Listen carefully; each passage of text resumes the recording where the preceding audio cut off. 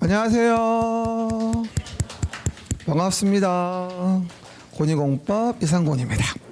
오늘요 11, 12월 달 이제 마지막 수업이에요. 그렇다고 뭐 오늘 종강이 아니고 다음 주 되면 또 만날 거예요. 그렇죠? 오늘 뭐 헤어지기 위한, 만나기 위한 헤어짐인 거니까 너무 걱정하지 마시고 뭐 울지 마세요.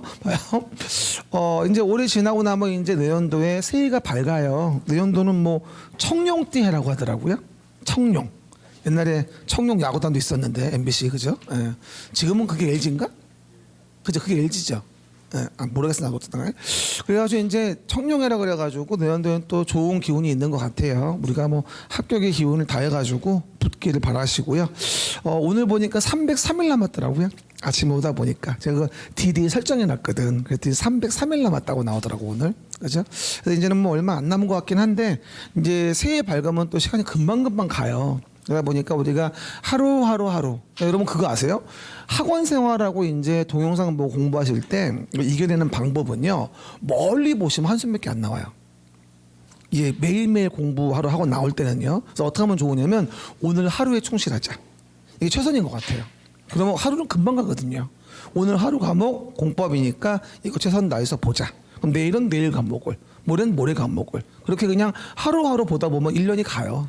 그렇죠? 거기다가 이제 매일 스킬 소화하고 시간 날 때 주말에 뭐 보충할 과목이 있으면 보충하고 특히나 보충 과목은 민법이어야 됩니다. 다른 건 필요 없어 아직은. 보충은 어쨌든 민법. 결혼 보충하지 말아요. 수업 듣는 것도 훌륭해. 그렇죠? 안 해도 돼. 그러니까 민법해요. 결혼하지 말고. 이르지 말고 사실이니까 지금 그거 할 때 아니에요. 그렇죠? 나중에 해도 돼요. 그죠?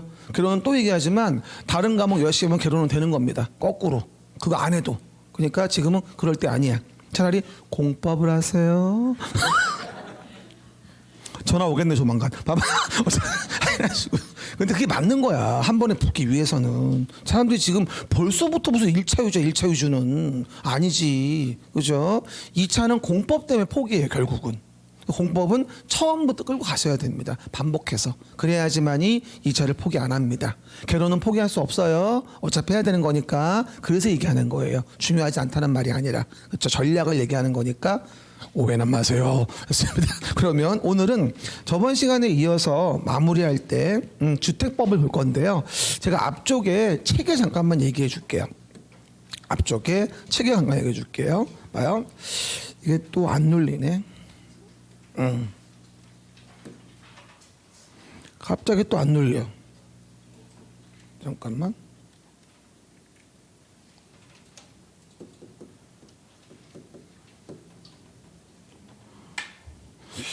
또 접촉이 안 좋나 보네 이게. 앞에요. 내용 좀 봐보시면 우리요. 여기 보시면 7페이지 봐보세요. 잠깐만. 7페이지 보시면 우리가 공법 책에도 제가 한 장짜리 놔둔 게 있을 거예요. 그렇죠? 7페이지 보시면 오늘 처음 오신 분도 있고 하니까 일단 우리가 지금까지 이번 7주 동안 뭘 배웠냐면요. 보시는 바와 같이 제일 중요한 게 국토의 계획 및 이용에 관한 법률을 배웠었어요. 국토계획법. 국토계획법은 몇 문제 나온다고 했어요? 제가 12문제 나온다고 했죠. 부동산 공법은 부동산을 규제하는 것이다. 규제할 때 제일 많이 써먹는 목적은 방법은 계획을 만드는 거다. 그럼 계획으로 규제를 가한다라고 해서 서울시란 도시에서 서울시장이 계획하여 규제하는 것을 중심으로 무엇을 규제하는 걸 배운 게 우리 국토계획법으로 12문제가 나오는 거다. 그러면 도시관리 계획을 길게 얘기하면 서울시란 도시에서 서울시장이 서울시란 도시에서 서울시장이 뭐 하기 위해서 도시를 관리하기 위해서 계획을 만들어서 규제코자 하는 게 뭐냐 라는 걸 가지고 요 5가지 내용을 배웠던 거예요. 그죠? 그 중에서 도시 개발 사업에 대한 부분은 따로 법이 있어가지고 무슨 법? 도시개발법이란 법에서 개발 사업을 배우게 된 게 6문제 나오는 부분이었고 그 다음에 도시 및 주거환경 정비법에서 노후불량 건축물 개량 정비사업 이거에 대한 부분은 따로 도시 및 주거환경 정비법이란 법에서 별도로 배운 것이고 그 법이 정비법으로 6문제가 나온다고 설명을 드린 거예요. 그렇죠? 결론적으로 뭐가 되어지죠? 도시를 계획하여 규제하는 거에 대한 법이 세 가지를 배우는 거야 사실은요. 국토계획법 12개, 도시개발법 6개, 정비법 6개. 이게 24문제인 거예요. 이것만 다 맞춰도 60점이에요. 24문제니까. 다 맞출 수 있어요? 없어요. 그래서 그러니까 그 국토계획법 관련 내용이 아닌 건축물 짓기 위해서 허가받아 건물 짓는다는 건축법의 내용 7문제를 별도로 배우고, 그렇죠? 건축물 건축에 대해서 건축물 건축 적법하게 하기 위해서는 허가받아야 한다고 얘기하거든요. 그러면 건축물 건축의 적법을 따지는 게 건축법인데 저번 주에 배웠던 7문제가 이걸 배우는 거였어요. 저번 주 수업했던 게 이거죠. 근데 이런 건축물 중에서도 주택 단지를 짓는다고 이해해 보자고요. 주택 단지. 이와 같이 30호 3세대 이상의 주택 단지를 짓는다면 주택만 지어될 문제가 아니라 주택하고 부대시설하고 복리시설이라는 거를 같이 설치해줘서 여기 사는 주민들이 뭐가 필요하다? 공동으로 이용하는 시설이 필요하거든요. 이런 주택단지에 대한 부분은 단순히 건축법에 통제하는 게 아니라 따로 주택법에 의해서 통제를 하게 됩니다. 주택법은 허가받는 게 아니고 뭘 받죠? 사업계획 승인을 받아요. 사업으로 보는 거예요. 그러니까 옆에 우리 상계주공 7단지 있죠? 이런 단지가 주택단지인 거예요.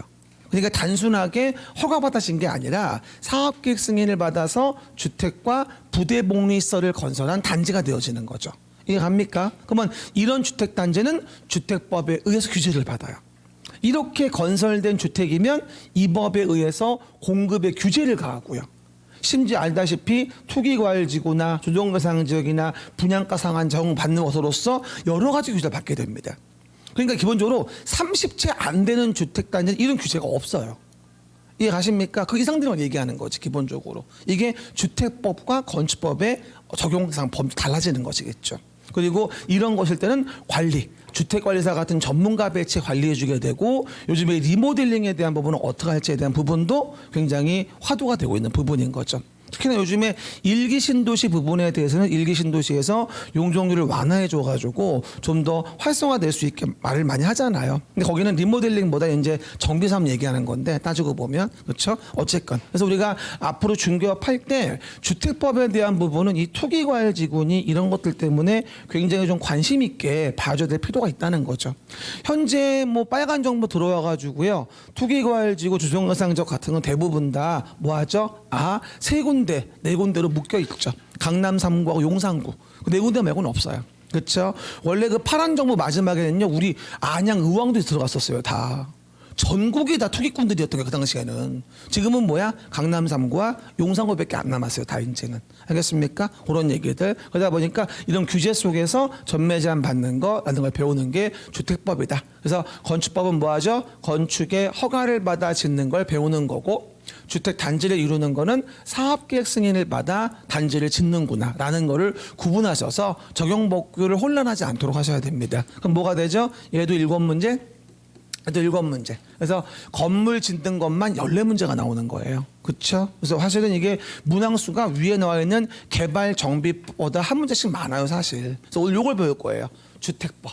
그죠? 주택 단지 오늘 배울 거. 그리고 마무리하면서 뭐 하든 잠깐 마무리하면 10분 동안 농지법에 대한 부분 2문제 나오는 거 용어 정의 위주로 몇 가지만 얘기해 줄 거예요. 농지법은 누가 농지를 소유할 수 있고 어떻게 이용해야 되고 어떻게 보존해야 하는가를 배우는 건데 농지법은 주로 물어보는 문제는 소유 쪽이에요. 소유 쪽. 뭐 이 부분이 문제가 나와요. 아니면 용어 정의 쪽. 나머지는 가끔 나와요. 알겠습니까? 그래서 이 부분만 보시면 농지는 충분히 하나씩 건질 수 있어요. 2문제 나오니까 한 문제 맞추면 뭐다? 성공이에요. 대성공. 그렇죠? 그러니까 농지법은 혼자 공부하는 건 금지되어 있어요. 그래서 하지 마세요. 그렇죠? 수업 시간에 1년 동안 공부하다 보면 농지법 총 강의 시간 4시간밖에 안 돼요. 그런데도 한 개는 건져요. 지나간 시험은 다 맞춰서 대부분들이 너무 많이 적중을 해가지고 그래서 내용들을 정해볼 수 있죠. 이게 이제 우리 법의 전반적인 내용이라 오늘은 주택농지에 대한 2법을 볼 겁니다. 그렇죠, 여러분? 그래서 제가 처음에 이 페이지를 얘기 안 한 게 왜 그러냐면 처음에 여기 얘기하면 무슨 말인지 몰라요. 내용을 모르니까. 그래서 제가 마지막 시간에 얘기해줘요. 그래야 뭔 말인지 아니까. 돌아오면 다시 와서 주택법으로 와볼게요. 갑니다. 그럼 우리가 주택법에 대한 부분에 주택 단지를 본다 이 얘기예요. 이제 그럼 107페이지 나오죠. 107페이지. 오늘은 뭐 어려운 거 하나는 아니에요. 주로 용어 위주로 흐름 파악하면서 간단히 볼 거예요. 하지만 용어는 제대로 봐야죠. 그래야지만 뒤에 내용 이해할 수 있는 거니까. 어쨌건 건축법과 뭐가 다른지는 구분했죠, 우리요? 그죠? 그럼 봐봐요. 그럼 내용에서 7문제가 나오는데 일단 봐봐요.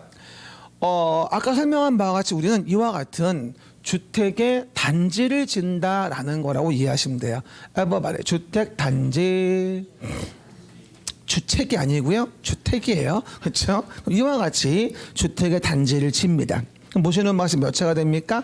30호 30세대 이상으로 주택의 단지를 짓는 거예요. 진짜 30호 30세대 이상으로. 제가 매번 첫 페이지마다 인트로 사진 집어넣잖아요. 이걸 잘 이해해 줘야 돼요. 그래야 뭘 배우는지 알 수 있는 거니까. 그러면 뭐 해줘야 될까요? 주택만 짓는 게 아니라 부대시설과 복리시설이라는 걸 뭐가 되죠? 같이 해당 내용의 부분에 대해서 진단 얘기예요. 그러니까 부대 복리가 주택과 함께 설치되어지는 거죠. 이게 주택 단지인 거예요. 30채 이상 됐을 때. 그렇죠, 여러분? 그 얘기들. 그럴 때 내용 본다면 주택의 단지는 뭐가 되어지죠? 내용으로 봤을 때 하하 넓잖아요. 그러다 보니까 보시는 바와 같이 넓어서 한꺼번에 사업을 시행하기는 어려울 수도 있어요. 그럼 그럴 때 한꺼번에 사업 시행이 어려우니까 어떻게 하죠? 이거를 나눌 수 있어요. 이렇게. 이런 식으로 나눠요. 이렇게. 나눠요. 그러면 나누는 걸 뭐라 부르죠? 공구라고 불러요. 주택단지를 나눠 놓은 거. 뭐라 한다? 공구. 1공구, 2공구 이럴 수 있다는 얘기죠. 요즘에는 큰 단지들이 많아가지고요. 뭐하죠? 공구별로 분할하여서 사업을 시행할 수도 있긴 해요. 그러면 주택단지가 큰 개념이고 그걸 나눈 걸 뭐라 한다? 공구라고 하는구나 라는 거를 단어 구분하시고요. 그리고 공구에 대한 부분은 뭐라고 나와요? 주택단지에서 둘 이상으로 구분되는 일단의 구역으로서 공구별로 뭐 할 수 있어요? 공구별로 착공 신고할 수도 있고 공구별로 사용 검사를 별도로 수행할 수 있어요. 그럼 사업이 좀 더 효율적으로 진행될 수 있겠죠. 그렇죠? 그러면서 이제 공구별 세대는 뭐가 되죠? 300세대 이상은 돼야 한다고 얘기를 합니다. 뭐라고요? 공구별로 몇 세대? 300세대 이상은 돼줘야 하고요. 그리고 그러니까 600세대 이상은 돼야지만이 공구별로 분할 시행이라는 게 가능해진다는 얘기예요. 그렇죠? 공구별로 300은 돼야 되니까 공구별로 300은 돼야 되니까 전체가 600세대 이상은 돼야지만 분할 시행할 수 있겠죠.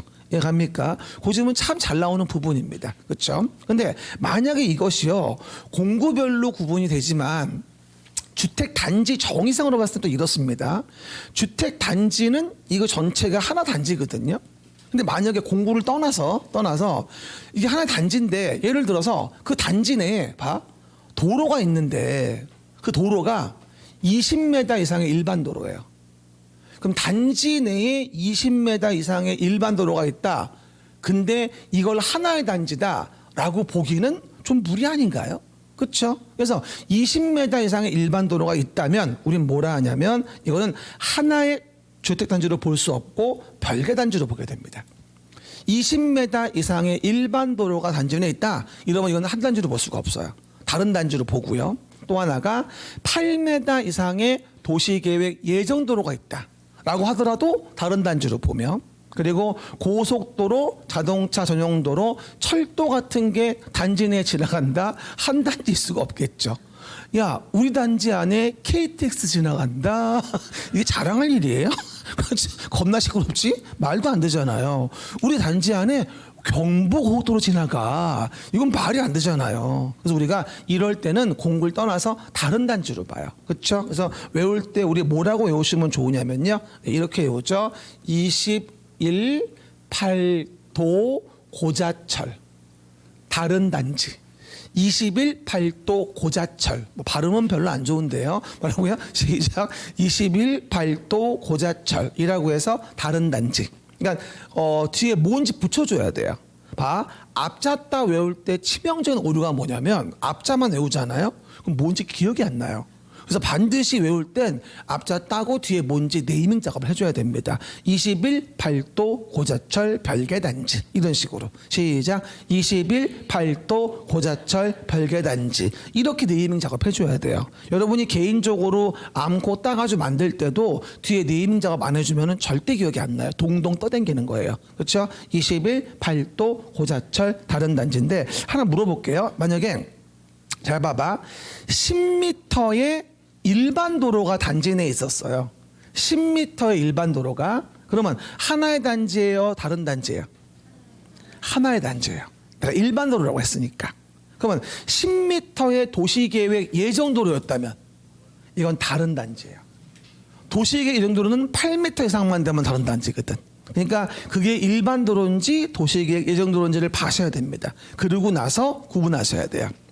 뭐라고요? 20일 발도 고자철 별개단지. 시작. 20일 발도 고자철 별개단지. 됐습니다. 그러면서 이제 하나의 단지라고 가정을 한다면 단지 안에 뭐가 있을까요? 주택하고 부대시설과 복리시설이 있겠죠. 뭐예요? 부대는 뭐라고 이해하자? 없으면 못 사는 게 부대시설이고요.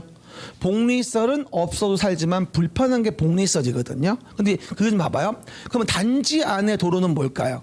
부대시설이에요.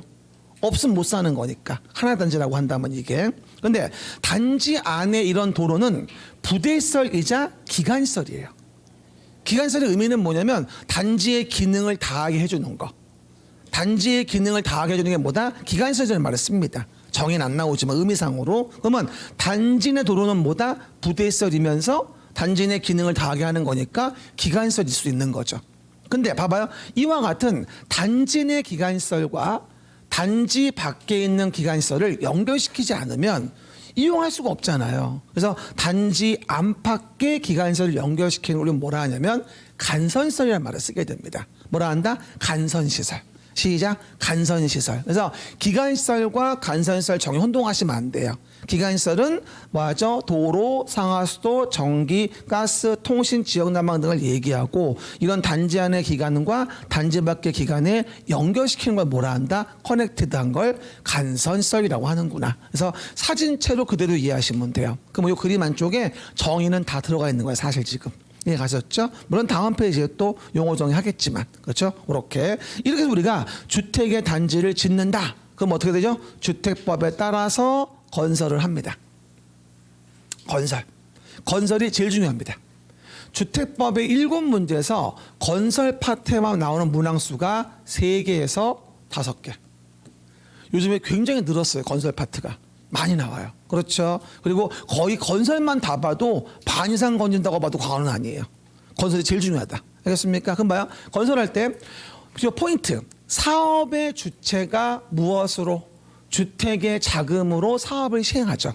그럼 그 중에서도 베스트 오브 베스트는 사업 주체입니다. 그렇죠? 사업 주체가 보통 2개쯤은 나와요. 아무리 안 나와도. 사업 주체. 누가 사업을 하나는 거겠죠. 그럼 보시는 바와 같이 사업 주체가 무엇으로? 주택의 자금으로 사업을 시행한다가 건설 파트의 목차예요. 시작. 사업 주체가 주택 자금으로 사업을 시행한다. 이거거든요. 그럼 사업 시행할 때 뭐예요? 사업계획 승인을 받는 거죠. 뭐라고요? 사업계획 승인을 받는다. 라고 이해하시면 돼요. 뭐니까? 30채 이상 되니까. 30채 이상 안 되면 어떻게 되지? 건축법에서 그냥 건축 허가 받으면 되겠지. 하지만 30 이상 된다면 주택법에 사업계획 승인 받는 거지. 그러면 이 법에 부대복리 만들어야 하는 거고. 이해되겠죠? 그러면 이렇게 사업계획 승인을 받아서 건설한 주택이라고 한다면 사업계획 승인을 받았으니까 어떻게 하죠? 이 법의 공급 규제를 받아요. 아무나 공급받을 수는 없는 거예요. 돈 싸들고 더블백에 현금 싸들고 와가지고 줄 서가지고 사는 게 아니란 말이에요. 아무나 사는 게 아니라 공급의 규칙이 있어요. 그쵸? 누구나 원하는 장소 있잖아요. 왜? 그리고 정부에서 싸게 파는 집들 주변에 있잖아. 전철역 바로 옆에. 사고 싶어요? 겁나 사고 싶어요. 주변보다 싼데 분양까지 안 받아가지고 강남역이 바로 옆에 있는데 사고 싶어 안 사고 싶어요? 엄청 사고 싶죠? 그러니까 전쟁 난단 말이야. 그래서 규칙을 정하는 거예요. 그렇죠? 이 주택은 사실은 개인 소유지만 제가 볼 땐 공공재예요. 사실은 주택은. 그렇죠. 말만 사유지 공공재거든요. 그러다 보니 분쟁도 심하고 등등 통제 안 해주면요 전쟁이 나요. 사실은 누구나 저도 그래요. 강남 살고 싶어요. 가면 바로 옆에. 그렇죠. 하지만 못 살잖아요. 비싸니까. 그렇죠. 하지만 분양까지 안 받아가지고 10억이 싸다면은 당장 사고 싶지. 안 그렇습니까? 그렇죠. 그러다 보니까 아무나 들어갈 수 없어서 공급의 규칙이 있고 사업계획 승인 받으면 그러니까 뭐가 된다? 질서 유지를 위해서 공급 질서를 교란하지 마세요. 분양까지 안 받아요. 투기과열지구예요. 조정거상 지역이에요. 전매제한 가해요. 그렇죠? 라는 것 등을 규제를 가하는 것이다. 알겠습니까? 그 얘기들. 그러면서 이렇게 공급된 주택을 관리하자. 그러면 주택관리사 전문가 배치해서 전문관리하는데 사실은 주택관리사 전문관리에 대한 부분은 공동주택관리법이 별도로 만들어져 가지고 다른 법으로 이관됐어요. 솔직히. 제가 중개사 공부할 때는 주택법의 중요한 부분이 관리 파트였거든요. 관리사무소, 주택관리사 관련된 시험들 관리에 대한 방법. 근데 이게 별도 법으로 분리가 됐어요. 공동주택관리법이라고 별도로. 그래서 지금은 껍데기만 남았어요. 그래서 관리 파트 지금은 리모델링 말고 나오는 게 없어요. 그래서 빵개에서 한 개. 관리에서 문제가 나왔다. 그 말은 리모델링이 나왔다는 얘기예요. 나머지는 전혀 안 나와요. 내용도 없고 솔직히 얘기해서 다 다른 법으로 이관돼가지고 주택법이 과거에 비하면 굉장히 좀 작아졌다. 건설 공급 관리 중에 관리가 거의 절반이었어요. 양이 법에. 근데 반이 없어진 거예요. 거의. 그러니까 법이 작아진 거지. 그런데도 여전히 7문제가 나오니까 이 법은 꿀이지. 괜찮지. 주택법을 잘하면 점수가 올라가지. 근데 대부분 주택법을 1년 내내 학원을 다니고도 들어본 적이 별로 없어요. 왜냐? 마지막 날이거든요. 그래서 안 나와요.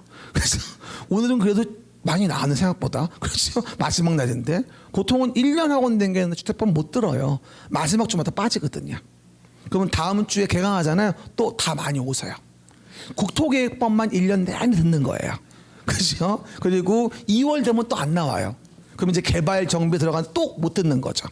1년 내내 국토계획법이에요. 그렇죠? 그렇게 이해하시면 돼. 마지막에 고민하지 이제. 이러면서. 어쨌건 이게 주택법의 기본 내용이다. 그래서 라인 잡아주고요. 지금 굉장히 중요한 거 예고하는 중입니다. 모든 법은 첫 페이지 인트로가 제일 중요해요. 뭐를 중심으로 공부해야 할지. 뭐예요? 건설 파트를 제대로 봐야 되겠다라는 게 포인트. 여기서 사업계획 승인을 받아 지은 경우라면 주택법의 공급과 관리 규제를 받는구나 라는 것의 흐름. 그리고 단지 의미는 30채 이상 되어진 걸 얘기하는 건데 주택하고 부대 복리를 같이 짓는 거구나. 그렇죠. 그럼 주변에 30채 안 되는 29채의 주택은 뭐가 된다? 거기는 부대 복리가 법상 의무가 없다는 얘기예요. 그리고 청약통장 같은 거 가져가지 않아도 관계없다는 얘기예요. 알겠습니까? 29채인데 청약통장 주세요. 그러면 후라이 까는 거예요. 입을 꼬매버려야 돼요. 그렇죠, 여러분? 확인하시죠. 요즘은 아주 사기를 많이 쳐가지고요. 나 어저께요. 수업하고 점심 먹고 앉았는데 메시지가 날라왔어, 하나. 그래서 봤더니 새마을금고에서 내가 보안카드를 재발급 받았대요. 그래가지고 뭐 98만 9천 원이 인출 예정이래. 다른 그런 상황이 없으면 전화하래. 누를 뻔했어, 내가 그거를. 새마을금고? 나 거기 계좌 없는데? 한 번도 간 적 없는데 농협이라면 속았을 것 같아. 근데 나는 계좌가 없으니까 깜짝 놀라가지고 안 누르고 이렇게 카피만 떴어. 그래 신고했던 경찰서에 신고했어. 이거 뭐냐고. 그랬더니 누르시면 큰일 난대. 누르는 순간 정보 다 빠져나간다 거기서. 와 대박이야. 난 처음이야 그런 거. 안녕하셨어요. 이러면서 이럴까 봐. 와 겁나 큰일 나. 누르면 안 된대요. 그렇죠? 누르면 다 빠져나간대. 계좌 정보가. 그러니까 누르지 말고 그냥 신고하시던가 지우세요. 그냥. 경험해 보신 적 있어요? 난 왜 늦게 왔지 이제? 처음 받아봤네. 당황해서 어제 아주 굉장히. 어쨌건 그러면 용어 좀 봅시다. 그럼 첫 번째 이제 공공택지가 나오는 건 나중에 얘기하고요. 그럼 봐봐요. 주택 단지에 대한 부분이 나오게 됩니다. 봐봐요. 주택 단지. 봐보세요. 제가 앞에서 아까 설명드린 내용이 있고요. 이거 우습게 보지 마세요. 굉장히 잘 나와요. 주택의 단지에 대한 정의에 대한 부분에 대한 건 굉장히 많이 물어봅니다. 그렇죠? 앞에 그림 이해하시면 되겠습니다. 그러니까 뭐라고 나올까요? 사업계획 승인을 받아서 주택과 부대 복리시설. 라고요? 주택과 부대복리시설을 건설하거나 대지를 조성하는데 사용되는 일단의 토지를 뭐라 한다? 우리가 주택단지라고 해요. 주택, 부대, 복리시설. 이해가 됐습니까? 앞에 그림 기억나시겠죠? 단지입니다. 그러면 다만 다음의 경우라 한다면 각각 별개 주택단지로 봐주겠다. 외워봐요. 21, 8도, 고자철, 별개 단지. 4번 나중에 얘기하고 21, 8도, 고자철 뭐가 된다? 별개 단지라고 내용을 볼 수 있겠죠. 그 다음에 보신다 한다면은요. 세 번째 주택단지 안에 공구라는 게 있단 말이에요. 뭐라고요? 공구라는 게 있어요. 그러면 공구에 대한 부분은 주택단지를 둘 이상으로 구분되는 구역을 얘기하는 거죠. 효율적 분할 시행을 위해서 뭐라 했어요? 착공신고, 사용검사를 별도로 수행할 수 있고 공구별로는 300세대 이상이며 600 이상이 되면 분할 시행할 수 있다. 알겠습니까? 앞에다 한 얘기. 그렇죠. 앞에는 문장이 없으니까 혼동할까 봐 다시 한번 써준 거예요. 그래서 우리가 일부러 제가 주택단지 넓게 만들어 놓고 그 안에 공구로 돌아가는 걸 만들어 놓은 거야. 포함 관계를.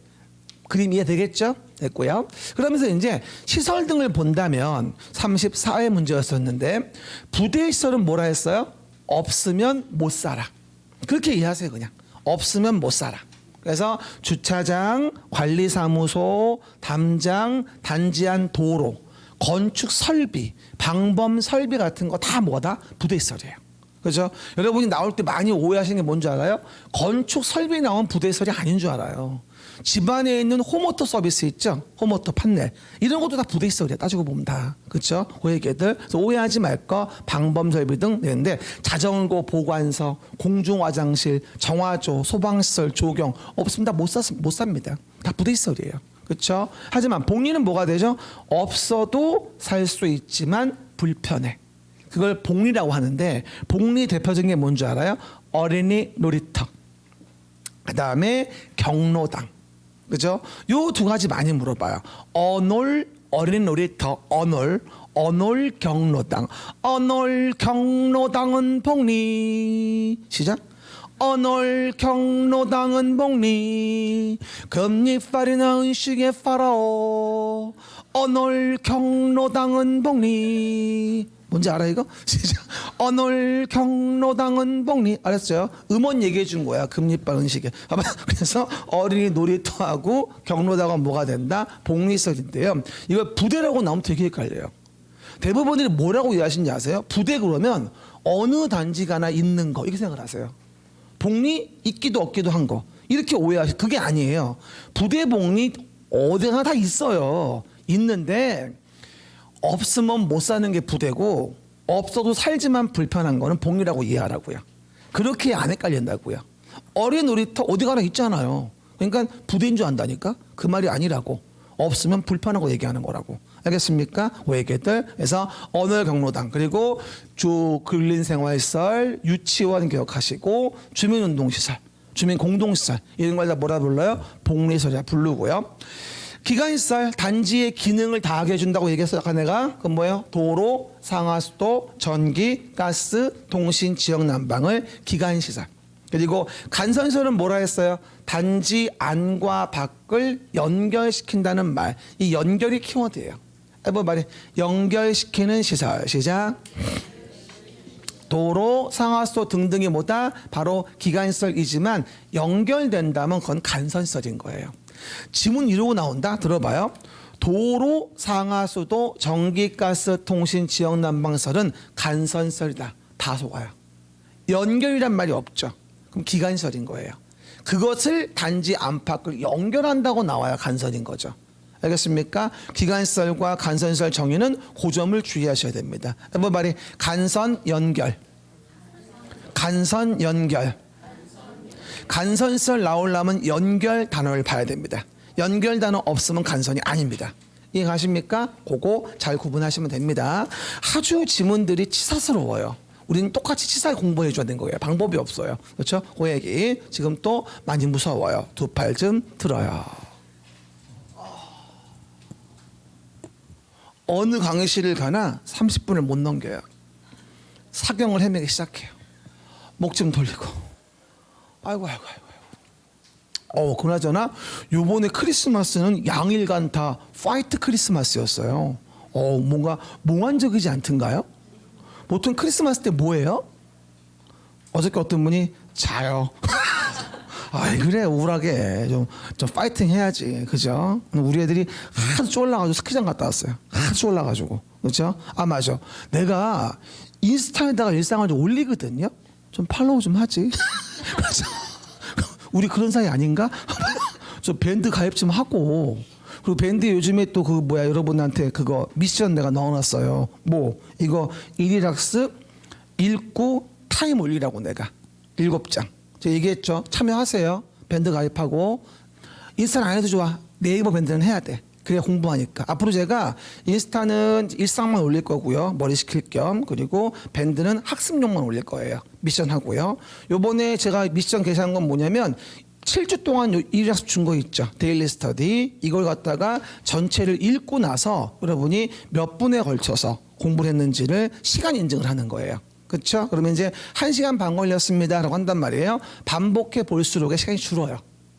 가면서 7장 보는 게 전체로 봐줘야 돼요. 매주 공법되어 있는 날. 그렇죠? 네이버 밴드 가서 구독 아니고 가서 가입하시고요. 그리고 미션 참가하셔야 돼요. 그리고 하루 한 문제 일요일부터 올릴 거예요. 이건 별도고 하루 한 문제. 매일매일마다 한 문제 올릴 거야. 네이버 밴드에다가. 이제 인스타에 안 올려요. 인스타는 공부 안 해. 노는 계정으로 갈 거야. 그리고 밴드를 공부하는 계정 미션으로 갈 겁니다. 그거 참고하시고요. 아셨죠? 그게 우스워 보여도요. 공부에 대한 어떤 동기부여를 많이 해줘요. 동기부여를. 그러니까 하십하시 바랍니다. 이런 말에도 안 하더라고요. 해야 되는데. 봐봐요. 어쨌건 그만 깨시고 그러면 주택에 대한 정의 좀 봐봅시다. 봐요. 이 주택의 정의는 정말로 많아요. 사실은요. 주택 정말 잘 나옵니다. 이거 정말 뭐 시험 안 나온 적이 한 번도 없고요. 거의 뭐 여기서만 2문제가 나왔다 봐도 과언이 아니거든요. 항상 잘 나와요. 주택에 대한 정의에 대한 부분들. 일단 첫 번째 주택의 정의를 보시면 세대 구성원이 장기간 독립된 주거 생활을 뭐하죠? 할 수 있는 구조로 된 건축물의 전부 그다음에 일부 및 뭐를 부속 토지를 말하며, 그러니까 부속 토지를 제외하는 게 아니라 부속 토지를 포함해서 주택으로 본다는 얘기예요.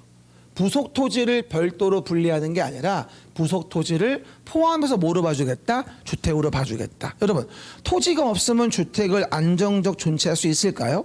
못하죠. 그러니까 당연히 뭐가 되죠? 부속 토지를 포함해서. 시작. 부속 토지를 포함해서 주택으로 본다는 얘기죠. 그리고 주택을 구분할 때는 여러 가지 기준이 있습니다. 근데 여기 기준 중에 첫 번째 뭐가 되죠? 구조에 의해서 분류할 때와 자금에 의해서 분류할 때, 목적에서 분류할 때 여러 가지 기준이 있어요. 그러면 주택의 구조에 따라서 주택을 분류하자면 단독주택과 공동주택으로 일단은 뭐가 된다? 구분된다. 이렇게 얘기하는 거예요. 뭐 말이 단독주택, 공동주택입니다. 시작. 단독주택, 공동주택. 근데 우리 저번 시간에 건축법을 배울 때 배웠었어. 건축물 용도 분류해서. 거긴 뭐라 했냐면 우리가 단, 다가공 이랬는데 여긴 다른 모습이네. 공관이 안 들어간대. 공관은 건축법상은 단독주택이지만 주택법상은 단독이 아니라는 겁니다. 단, 다가, 공이었는데 주택법은 단, 다가 이거예요. 뭐라고요? 단, 다가, 단독. 그럼 물어봅시다. 왜 여기서는 공관, 청와대 같은 국무총리 공관 같은 거를 왜 단독으로 안 볼까? 봐요. 주택법은 주택을 건설하여 공급 분양하는 거예요. 청와대 분양하는 거 봤어요? 분양 받아볼까 한번? 됐죠? 말이 돼요, 안 돼요? 안 되죠. 그러니까 이 법의 목적과 안 맞는 거예요. 그러니 여기서는 공관을 주택으로 볼 필요가 없는 거죠. 건축법은 일반법이고요. 건축법보다 주택법이 더 특별법인 거야. 이해 가십니까? 오해하시면 안 돼요. 그래서 다가 단독주택이고요. 공동주택은 연세대. 근데 건축법은 연세대 기숙사 이거였잖아. 근데 여기는 마찬가지. 기숙사를 공급 분양하진 않거든요. 그러니까 여기서는 기숙사까지도 주택의 범주에 넣어줄 이유가 없는 겁니다. 그렇죠? 왜 그런지 알면 안 까먹어요. 그냥 외우려고 하지 마세요. 우리 11, 12, 1, 2월 달은요, 이유를 알아야 돼요. 이유를 알면 안 까먹어요. 그냥 외우면 다 까먹는 거고. 알겠습니까? 그런 얘기들 이해하시면 되겠죠. 한 번 더. 단다가 단독주택. 시작. 단다가 단독주택. 아, 연세대 공동주택. 아, 연세대 공동주택. 여기는 공관하고 기숙사를 주택으로 보지 않는다. 건축법과 혼동하지 말아라. 어떤 분이 그래요? 근데 쌤, 건축법에서 물어보는 건지 주택법에서 물어보는 건지 어떻게 알아요? 물어보는 분이 있는데 문제 써져 있어요. 건축법령상 다음 중 주택이 아닌 것은 주택법령상 주택인 걸 고르시오. 이러고 나와. 그렇죠? 공법은 항상 무슨 법의 규정을 물어보는지를 문제에서 언급합니다. 그러지 않고 물어보는 문제는 없어요. 왜? 법이 6개라. 그렇죠, 여러분? 그럴 수밖에 없습니다. 오해하지 마시고. 민법은 민법상 안 물어보죠. 다 민법이니까. 그렇죠? 오해하지 말고. 그럼 봐요. 자금으로 분류해 봅시다. 정말 중요하죠? everybody. 자금 분류. 시작. 요거 주의할 게 있어요. 우리가 국민주택이라는 것과 민영주택으로 자금 분류를 하게 되는데 대부분이 주택 분류할 때 국민주택과 민영주택 구분을 나오면 뭐라고 오해하냐면 사업 주체가 공공이면 국민, 민간이면 민영 이런 식으로 오해를 되게 많이 해요. 아니에요. 이게 아니라 공적 자금이 들어갔냐는 거예요. 이건 사업주체 구분이 아니에요. 이해 갑니까? 그러니까 국민주택이 됐건 민영주택이 됐건 공공이 질 수도 있고 민간이 질 수도 있는 거예요. 물론 국민을 공공이 좀 더 많이 짓긴 하겠지. 하지만 공공만 준단 말은 아니거든요. 구별 기준이 뭐다? 공적 자금이 투입됐습니까? 그러면 국민주택. 공적 자금 투입이 안 됐나요? 네. 그럼 민영주택. 이렇게 이해하셔야 돼요. 이걸 절대 사업주체 구분이라고 이해하시면 안 돼요. 지문 나올 때 굉장히 헷갈려요. 사업주체 X라고 쓰세요. 구분이 사업주체 구분은 아니라는 점. 자금 분류라는 점을 기억하셔야 됩니다. 그렇죠, 여러분? 첫 번째 봅시다. 그러면 공적 자금이 투입된 걸 얘기하는 거니까 국민주택은 봐봐요. 다음 항목의 주택으로 하나 물어봐요. 공적 자금이 들어갔으면 특정 부자들에게 이익을 줘야 될까요? 서민들, 대중들이 이익을 봐야 될까요? 서민들, 대중들이. 그러다 보니까 규모 제한을 가해요. 이걸 국민주택 규모라고 해요. 그러면 다음 항목은 공적 자금이 들어갔다는 얘기고 그러니까 국민주택 규모 이하로 작게 지어서 많은 세대가 혜택을 볼 수 있게 해야 한다는 걸 얘기합니다. 그러면 그 규모는 뭘 얘기하는 거냐면 여기 있죠. 그렇죠? 전용 면적이 85 이하인 걸 얘기합니다. 뭐라고요? 전용 면적 85 이하. 그러면서 뭐가 되어지죠? 수도권이 아니고 도시지역이 아닌 읍면이면 최대 100까지 가능해서 국민주택의 최대 규모는 100제곱미터 이런 말도 합니다. 근데 오해하지 말 건요. 이게 주거 전용 면적이라고 하는 거예요. 봐요. 하나 예를 들어 드립시다. 예를 들어서 분양 면적이 115였다 가정합시다. 그렇죠? 그럼 뭐가 되죠? 여기서 전유 면적에 대한 부분, 전용에 대한 부분과 그렇죠? 공용에 대한 부분을 구분해 본다면 전용이 85, 공용이 30 이런 식인 거예요. 그렇죠? 그러다 보니 오해하지 말게 뭐가 되어진다? 요거. 이해갑니까? 그래서 우리는 법에 나오는 면적은 뭘 얘기하는 거다? 주거 전용 면적 얘기하는 거예요. 공용을 얘기하는 게 아닙니다. 그렇죠? 근데 우리 분양업자들은 어떻게 하죠? 대부분 커 보이려고 이걸 써요. 분양업자들은. 그러면 혼동하시면 안 돼요. 분양 면적이 115라는 말은 전용이 85, 공용이 30 이걸 얘기하는 거고 다 법은 뭐다? 전용 면적 얘기하는 거예요. everybody, 법에 나오는 면적은 계세요. everybody, 법에 나오는 면적은 시작. 주거 전용 면적. 주거 전용 면적. 그렇죠? 법에 나오는 면적은 뭐다? 주거 전용 면적인 거예요. 실무 나가서 혼동하시면 안 돼요. 그래서 요즘에 우리가 보통 115가 우리 보통 아는 31평, 32평 이렇게 얘기하는 거예요. 118 그러면 뭐 33평 뭐 이런 식으로. 뭐 121 뭐 이런 식으로. 그렇죠, 여러분? 분양 면적 얘기하는 거 혼동하시면 안 됩니다. 우리는 법에 나오는 거 다 뭐다? 주거 전용 면적 얘기하는 거다라는 점 혼동하지 마시고요. 그리고 오해 말 거. 그러면 공적 자금이 들어갔다 했는데 어떤 자금이냐 봐요. 국가, 지자체, 토주공, 지방공사가 지었다. 시작. 국가, 지방자치단체, 토주공, 지방공사가 지었다. 그러면서 국민주택 규모 이하다. 그러면 그게 국민주택입니다. 그리고 여러분 그거 아셔야 돼요. 국민주택이냐 민영주택이냐 왜 중요하냐면 아주 실무 나가시면 공급의 규칙이 달라요. 대상 다르고 그걸 알아야 되기 때문에 알아야 되는 거야. 이거를 우리가 이게 민영인지 아니면 이게 공용 국민인지. 그렇죠, 여러분? 그 얘기했던. 또 하나 이거 아니어도 국가, 지자체, 토주공, 지방공사가 건설했거나 또 국가, 지자체의 재정으로 지었거나 그리고 공적 자금인 주택도시기금 시작 주택도시기금의 지원을 받아 지었는지. 옛날에 우리말로 하면 이게 국민주택기금이에요. 지금은 주택도시기금이라고 하죠. 그렇죠? 보통 이게 HUG라 그래서 하우스 어반 개런티라 그래가지고 주택도시 보증기금에서 뭐다 관리하기도 하죠.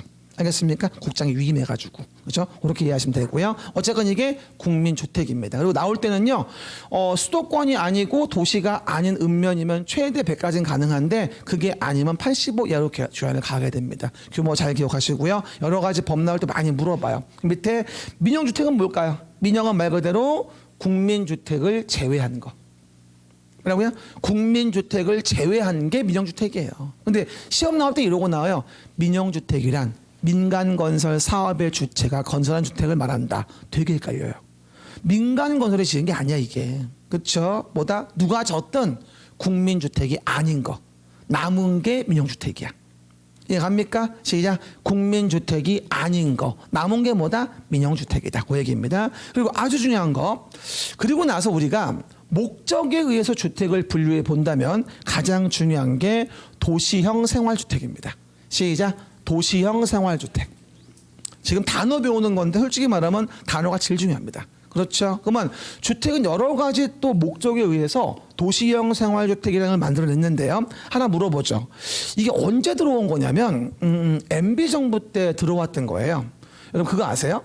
시골에 사는 분들이 주택이 없어 힘들어요? 아니면 도시에 사는 사람들이 주택이 없어 힘들어요? 주택은 시골 가면 빈집 많아요. 얼마든지 살 수 있어요. 들어가서 이장님한테 얘기하고. 그렇죠? 우리 뭐예요? 도시는 빈집이 없잖아요, 사실은. 그렇죠? 그러다 보니까 이와 같이 서민들이 주로 살기 원하는 도시형 생활주택을 많이 짓도록 독려하기 위해 도입한 제도예요. 가장 대표적으로 도시형 생활주택을 지으면요, 나중에 배우지만 분양까지 하나 안 받아요. 분양까지 하나. 그래서 도시형 생활주택을 많이 지라고 독려하는 거죠. 참 많이 나왔던 질문이에요. 그렇죠? 주택법에 의해 지은 주택으로서 일정한 요건이 맞으면 분양까지는 받게 되거든요. 근데 분양까지는 받으면 사업자가 짓기가 싫어요. 돈이 안 되니까. 그렇죠? 그러다 보니 많이 지으라고 분양까지는 풀어준 거예요. 어디다 대해서는 도시형 생활주택에 대해서는 기억하셔야 되고요. 그리고 무조건 도시형 생활주택은 많은 주택을 짓는 게 좋은 건 아니에요. 왜냐하면 주택도시기금에서 저리로 금융지원을 해주는데 다 모든 걸 지원할 수는 없거든요. 그러다 보니 300세대 미만으로 규제를 가해요. 얼마? 300세대 미만. 그러면서 마찬가지 국민주택 규모로 지으면서 어디에? 도시지역에 건설하는 걸 도시형 생활주택이라고 합니다. 300세대 미만이고 그다음 국민주택 규모이며 어디? 도시지역에 지어지는 거. 뭐라 하죠? 도시형 생활주택. 뭐 하나 물어봅시다. 여러분들이 이 도시형 생활주택 얘기하면 아니 뭐 집 없는 사람이 뭐 많다고 저런 것까지 만들었나 이러는 분이 많은데 사실 요즘에 출산율이 안 나오는 이유도 뭔 줄 알아요? 집을 못 구해서예요. 그렇죠? 아니 집을 구해 결혼을 할 거 아니야. 생활이 안정이 돼야지. 내 자신도 추수하기 어려운데 애를 낳아서 어떡할 건데. 그러니까 안 낳는 거 아니에요. 결론적으로는. 모든 사회 문제의 근원은 저는 주택이라고 봐요.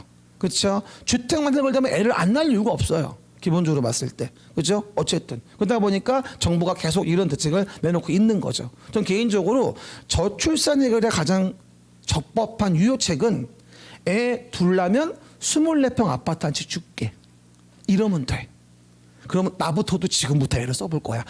그래서 이미 낮지만 어쨌든 간에 내심은 48평 줄게. 아싸. 안 그래? 싫어요? 그러니까 참 돈이 없어 문제지 그것만 해주면 애를 왜 안 납니까? 그렇죠? 어쨌든 그러다 보니까 도시형 생활주택은 서민들 주거 안정을 위한 건데 그 구분이 세 가지가 됩니다.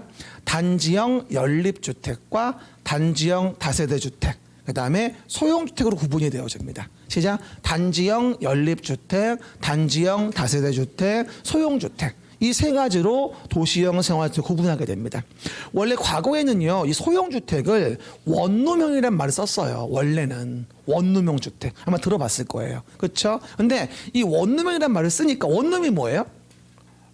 룸이 하나잖아. 원룸이라는 말은. 그 원룸형은 원룸만 지어야 한다고 생각한단 말이야. 그러다 보니까 솔직히 원룸에서 가정생활을 어떻게 해요? 신혼 때나 해야지. 애 생기면 됩니까 그게? 말도 안 되지. 그렇죠. 그러다 보니까 원룸이라고 칭하지 말고 소형주택이라고 해서 방을 여러 개 둘 수도 있도록, 그렇죠? 바꾼 거라고 이해하시면 좋겠어요. 그게 바뀐 지 1년도 안 됐어 아직까지. 소형주택. 그렇죠 여러분? 봐보세요. 그러면 소형주택 구조를 보면 이렇습니다. 일단 봐요. 그러면 일단 현관이 따로 있고요.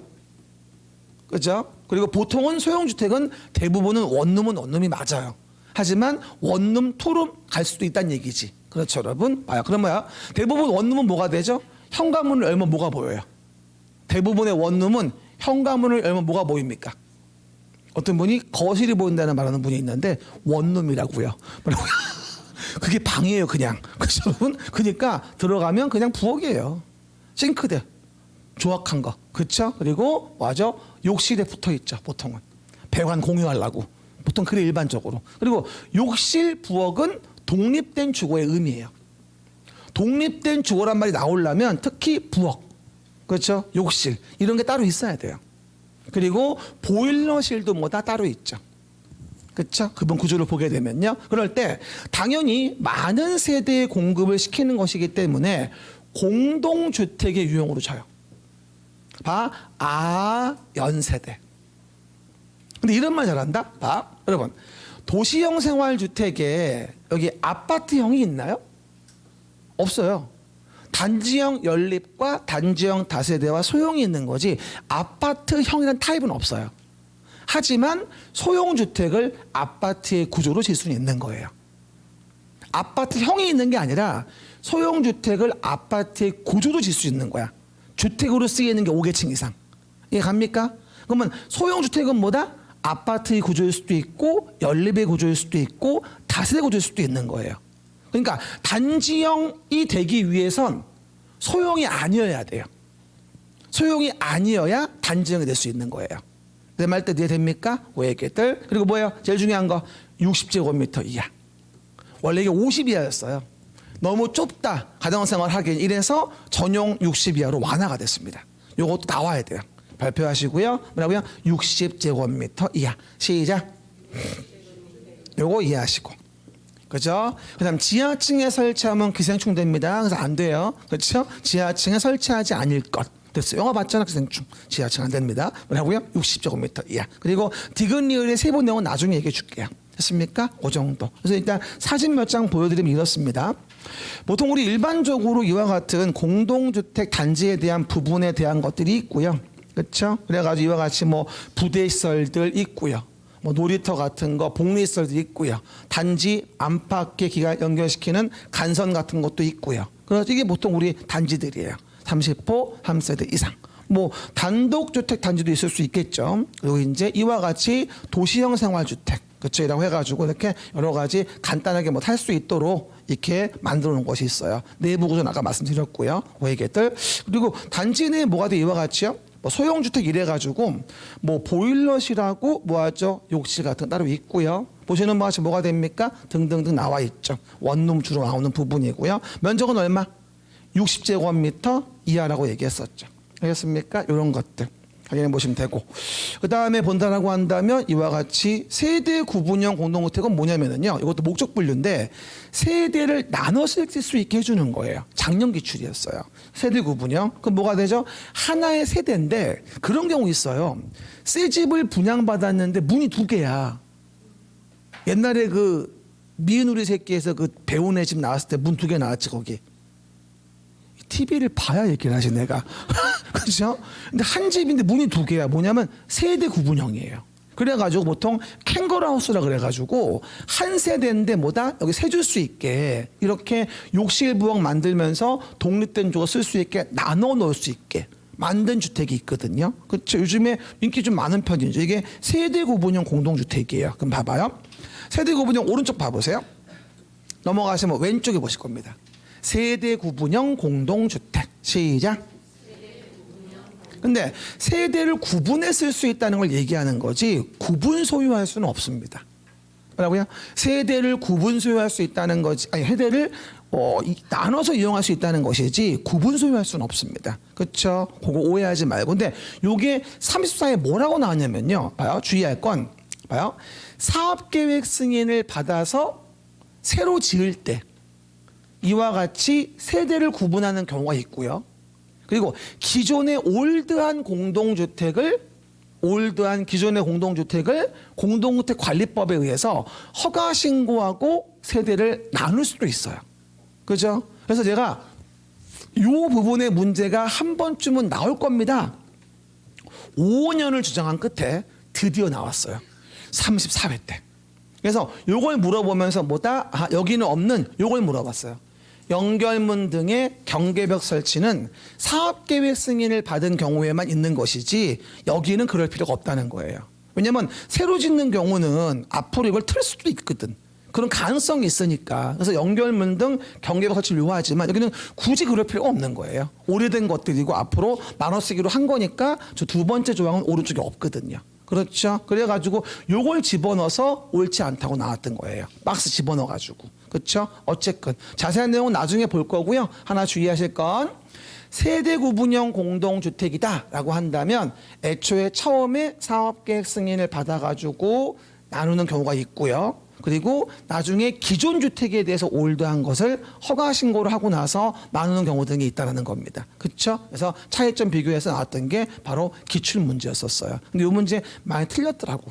대부분 이거 얘기할 때 요 분모 분수만 많이 얘기했지 이번 얘기는 별로 안 했거든. 그러다 보니까 좀 틀린 분들이 많이 있더라고요. 나중에 기출 볼 때 또 얘기하고요. 또 하나 이렇게 주택을 봤는데 주택은 아닌데 시작. 주택은 아닌데 주택으로 쓰이는 게 있어요. 이걸 준주택이라고 해요. 아마 개론 배울 때도 배울 거예요. 그렇죠? 준주택. 근데 봐요. 주택 외의 건축물과 부속 토지로서 주거시설로 이용 가능한 시설. 근데 봐요. 주택이 아닌데 주택으로 쓰이니까 여러 가지 안전사고도 위험하고 등등등 화재 시 대피도 위험할 거 아니겠어요? 그러다 보니 이 법에서 주택에 준하여서 통제 관리하고 싶었던 거죠. 그래서 준주택을 만들게 됩니다. 그렇죠, 여러분? 준주택. 그러면 준주택 종류는 4가지. 일단 오피스텔입니다. 대표적으로 주택이 아니에요. 오피스는 업무설이거든요. 건축법상 용도가. 근데 주택으로 쓰는 경우가 많잖아요. 그건 뭐다? 준주택이라 불러 주택법에서는요. 오피스텔. 그다음에 다중생활시설. 이게 옛날 말로는 고시원 같은 거예요. 우리가 이제 그 생활이 어려워지고 갑자기 사업 망하면서 갈 데가 없는 남자들이 어디 가면 고시원을 가요. 공부하러 갑니까? 아니거든. 다중생활시설이라고 잠깐 기거하러 가는 거야. 응? 다시 또 크기 위해서, 성공하기 위해서. 그러다 보니까 이런 다중생활시설로 이름을 바꿨어요. 고시원 대신에. 그래가지고 500제곱미터 미만인 거는 2종 근생으로 보고 500 이상인 거는 숙박시설로 봅니다. 이거를 준주택으로 봐줘요. 500제곱미터 기준으로 뭐가 되어진다? 미만이면 2종 근린 생활시설, 이상이면 숙박시설이에요. 뭐가? 다중생활시설은. 그러니까 뭐가 됐건 다중생활시설은 준주택으로 봐줘요. 알겠습니까? 그러면 다중생활시설로서의 숙박시설이 있다라고 한다면 이것도 뭐예요? 준주택 될 수 있는 거예요. 그거 주의하셔야 돼요. 그렇죠? 500이 안 되건 500이 이상이 되건 다중생활시설은 다 뭐로 봐주겠다? 준주택으로 봐주겠다. 그 얘기들. 그다음에 또 하나 노인복지주택. 요즘에 이제 또 어르신들 또 많이 또 오래 사시면서 그렇죠. 밥해 먹기 힘드니까 보통 실버타운 같은 거 있잖아요. 노인복지주택 이런 데 많이 사신단 말이에요. 저도 한번 알아봤더니 꽤 비싸더라고요. 시설 좋은 데는 뭐 아파서 가시는 게 아니라 건강하신데 나이만 먹은 거잖아요. 그래서 갔는데 우리 부모님 알아봤더니 두 분이서 240만 원 받더라고요. 보증금 2억 달라 그러더라고. 와, 좋긴 좋아 근데. 막 거기 의사도 이렇게 상주에 있고 좋더라고. 그렇죠? 근데 240이 어디 있어?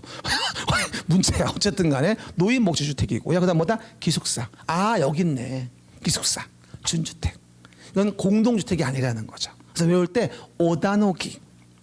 오다노기 준주택 데스까? 오다노기. 시작. 오다노기. 난다요. 오다노기 준주택 데스까? 오다노기. 시작. 오다노기.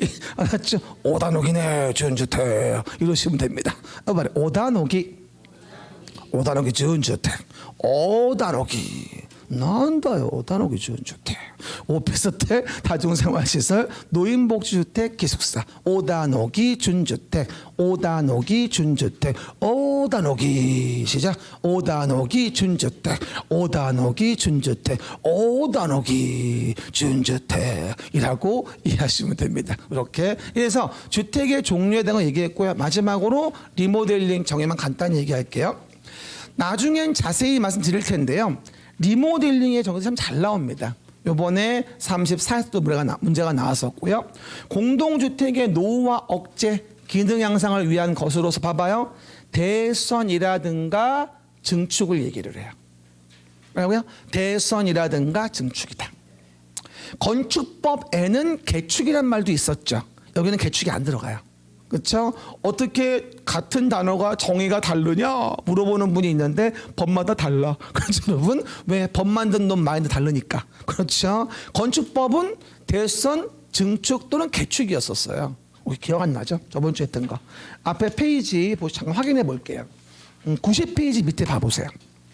90페이지 왼쪽 밑에 보면 왼쪽 맨 밑에 리모델링이 보일 거예요. 90페이지 왼쪽 맨 밑에 보면 보이죠? 거긴 리모델링 뭐라고 나와요? 대수선, 증축 또는 개축이라고 되어 있을 거예요. 건축법은 이런데 지금은 뭐예요? 지금은 대수선, 증축만 나와요. 알겠죠? 뭐 차이점 혹시 모르니까 기억해 놓고요. 그리고 대수선 되려면 몇 년? 여기는 10년 지난 거 얘기하는 거고요. 공동주택이. 그 다음에 15년 지난 공동주택은 증축도 가능해요. 그래서 파란 정부 있죠. 민주당 집권을 하게 되면은 재건축을 통제하기 때문에 보통 리모델링이 조금 냄새가 나요. 재건축이 안 되니까. 거기다가 빨간 당이 집권하면 또 정부에서 풀어주거든요. 그러면 또 리모델링은 사기 죽어요. 원래 그런 거야. 그러니까 여러분 빨간 당 시절보다 리모델링은 의미가 없는 거니까 손대면 안 돼요. 그렇죠? 빨간 당에서 파란 당 바뀐 느낌이다. 그때 리모델링 관심을 가져야지. 따지고 본다면 그렇지 않습니까? 그 얘기들. 요즘에 그 또 엊그제 뭐 말 나온 거 보니까 정비 사업의 재건축에 대해서 안전진단 의무를 없앤다는 말을 했어요. 대통령님께서 TV 나오셔가지고 제가 정비법 얘기할 때 얘기했었죠. 재건축은 멀쩡한 집을 부시는 문제가 있어서 안전진단 통과를 해야만 진행할 수 있다. 근데 안전진단 의무 자체를 없앤답니다. 1월 달에 통과되면 발표한대 이제. 그렇죠? 근데 가봐야 알아. 법을 고치는 건지 시행령 바꾸는 건지 봐야 되기 때문에 법을 고치려면은 국회 통과를 해야 되거든. 그렇죠? 근데 뭐 여야가 합치가 될지 모르는 거야. 발표는 했지만 가봐야 알아. 그러니까 그렇게 알고만 있고요. 어쨌건 근데 증축이 이루어질 때 주의할 거 오늘 요거 냈어요. 수직 증축을 한다면 무슨 말이에요? 기존 건물이 이렇게 있을 때 기존의 공동주택을 리모델링 할 때 증축이 이루어지는 경우 이런 식으로 이렇게 증축이 될 수도 있겠지만 이렇게 증축이 될 수도 있다는 얘기예요. 이걸 뭐라 하죠? 우리가 수직 증축이라고 그래요. 그렇죠? 그럼 대부분들이 용적률만 나오면 완화해서 수직 증축을 막 이빠이 막 2배만큼 올리면 되겠네 이러는 분들이 있는데요. 그러다가는 어떤 문제가 생기죠? 밑에 기둥이 남아나지가 않아요. 굉장히 위험해요. 그래서 우리가 수직 증축은 굉장히 제한적으로 허용하는 부분이고요. 그래서 기존의 공동주택이 얼마면 15층 이상이면 3계층까지 14층 이하면 2계층까지만 인정해줘요. 3계층 넘어서 올릴 수는 없어요. 왜? 기둥이 버티지를 못해요. 기존 거에 올리는 거니까. 이거 한 4번인가 나왔던 것 같아요. 알겠습니까? 그럼 물어봐요. 어떤 분이 그래요? 쌤 근데요 14층 이하면 더 낮은데 왜 수직 중축이 더 낮아요? 위에 공간이 더 있는데 더 올라가는 거 아니에요? 4층까지 이래 맞는 게 아닌가 물어보는 분이 있는데 주택 건설 기준을 보면요. 애초에 15층 이상 주택과 15층 안 되는 주택은 기둥 두께가 달라요. 애초에 지을 때부터. 주택 건설 기준이. 그러니까 15층 이상 되면 기둥이 두껍단 말이에요. 원래 지을 때부터. 그래서 좀 더 올라갈 수 있지만 14층 이하는 건설 기준 자체가 주택의 기둥이 얇아요. 철근도 덜 들어가고. 그러다 보니 2개층까지만. 그거 아세요? 리모델링 하다가 무너지는 경우도 많아요. 오버하다가. 이쁘게 진다고 벽 타일로 몇 개 돌 붙였다가 무너져요. 하중 때문에. 그런 경우도 은근히 많습니다. 그래서 주의할 거. 수직 증축 15층 이상은 3개층까지, 14층 이하는 2개층까지. 그렇죠? 일단 오늘은 그 정도만. 나머지 내용은 나중에 얘기할 거예요. 매번 얘기하지만 말하지 않은 건 제발 건드리지 마세요. 말한 것만 보세요. 말하지 않은 거 보면 어떻게 돼요? 건강을 해쳐요. 화가 나서. 그렇죠? 신경 쓰지 마시고요. 용어 정의 봤어요. 그러면 일일 학습 오늘 몇 번까지 풀면 돼요? 오늘 일일 학습은 8번까지 풀면 되겠네. 그러니까 오늘 중요한 포인트가 절반은 용어 정의인 거예요. 알겠습니까? 8번까지 쭉 풀어보세요. 쉬었다 갑시다.